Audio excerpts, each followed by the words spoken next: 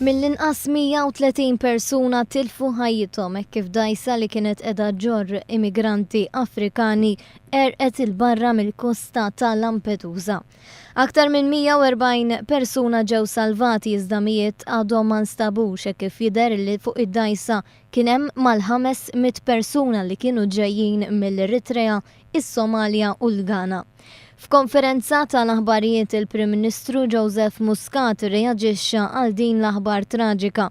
U qal minkejja li Malta ma kienitx involuta f'dan il-każ, il-Gvern xorta ħass li għandu jikkummenta dwaru. Dan sabiex il-Gvern juri lil gvernijiet oħrajn li qegħdin fl-istess sitwazzjoni li għandhom is-solidarjetà mill-Gvern Malti. Fil-fatt il-Prim Ministru esprima solidarjetà kemm mal-vittmi il-qraba tagħhom kif ukoll mal-poplu Taljan. U saħaq fuq l-importanza u l-ħtieġa li l-Unjoni Ewropea m'għandix biss tgħaddi għall-għajnuna iżda għas-soluzzjonijiet. L-Unjoni Ewropea qiegħda tindirizza il-naħa tat-tarf tal-problema. Qed tenna niffaċċjaw il-problema, aħna rridu nsibu soluzzjoni.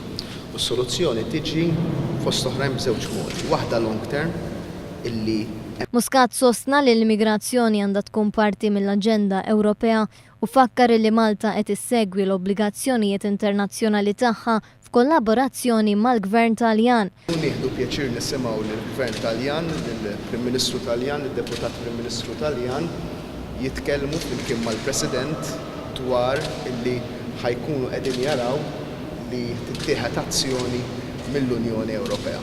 Il-Prim Ministru għamel referenza wkoll għar-relazzjonijiet ma' Somalja minn fejn jaslu madwar 40% tal-immigranti f'pajjiżna u stqar li l-pajjiż ma jistax jitħalla waħdu u dan huwa punt li issa anke il-Gvern Taljan qed jisħaq ħafna dwaru. Wake up call għall-Unjoni Ewropea illi ma tistax tħalli stat wieħed waħdu biex jittratta il-kwistjoni tal-immigrazzjoni illegali.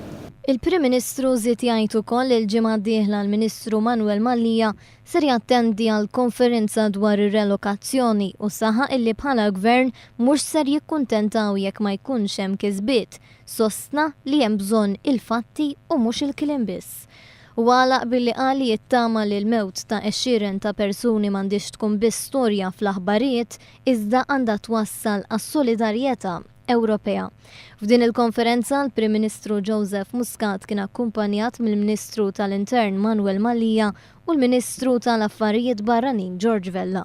Preżenti kien hemm ukoll il-Brigadier Martin Xwiereb hekk kif l-Armata tul l-aħħar sigħat kienet involuta f'operazzjoni ta' salvataġġ flimkien mal-forzi Taljani.